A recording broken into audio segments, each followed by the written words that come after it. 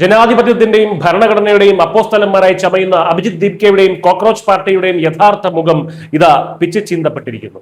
ചോദ്യം ചെയ്താൽ വാടക ഗുണ്ടകളെ ഇറക്കി തല്ലിക്കൊല്ലുന്ന മാഫിയ സംഘമായി ഈ പാറ്റ പാർട്ടി മാറിയെന്ന ഞെട്ടിക്കുന്ന വിവരമാണ് ഇപ്പോൾ പുറത്തു വരുന്നത്.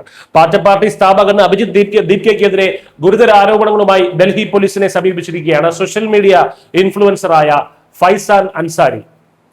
ഡൽഹി DCPക്ക് നൽകിയ പരാതിയിൽ പാറ്റകളുടെ ഈ ഗുണ്ടാവിളയാട്ടത്തിന്റെ വ്യക്തമായ തെളിവുകളുണ്ട്. പുനെയിലും ഔറംഗാബാദിലും വെച്ച് തനിക്ക് നേരെ നടന്ന ക്രൂരമായ ആൾക്കൂട്ട ആക്രമണങ്ങൾക്ക് പിന്നിൽ ദീപ്കയുടെ ആളുകളാണെന്ന് അൻസാരി വ്യക്തമാക്കുന്നു.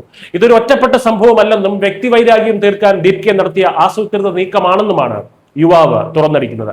ഇതോടെ അഭിജിത്ത് ദീപ്കയെ ഉടൻ അറസ്റ്റ് ചെയ്യണമെന്ന ആവശ്യവും ശക്തമായി കഴിഞ്ഞു.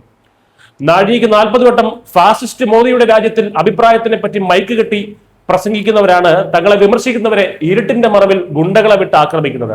സ്വന്തം രാഷ്ട്രീയ അജണ്ടകൾക്കും സാമ്പത്തിക ലാഭങ്ങൾക്കും വേണ്ടി ഏത് ക്രിമിനൽ നടപടിക്കും മടിക്കാത്തവരാണ് CJP എന്ന് ഈ സംഭവത്തോടെ പകൽ പോലെ തന്നെ വ്യക്തമാവുകയാണ്. ഇതിനൊപ്പമാണ് ലെഫ്റ്റ് എക്കോസിസ്റ്റത്തിന്റെ അതായത് ഇടത് ബുദ്ധിജീവികളുടെ മുഖത്തടിക്കുന്ന മറ്റൊരു പ്രതികരണം കൂടി ഫൈസാൻ അൻസാരി നടത്തിയിരിക്കുന്നത്. സോനം വാങ്ചുക്കിനെതിരെ ഡൽഹി മുഖ്യമന്ത്രി രേഖ ഗുപ്തയും ഡൽഹി പോലീസും എടുത്ത കർശന നടപടി 100% ശരിയായിരുന്നു എന്ന് അദ്ദേഹം പറയുന്നു.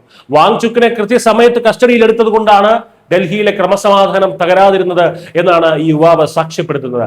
വ്യാജ പ്രക്ഷോഭകരുടെ കള്ളക്കളി രാജ്യത്തെ സാധാരണക്കാർ ഇപ്പോൾ കൃത്യമായി തിരിച്ചറിയുകയാണ്.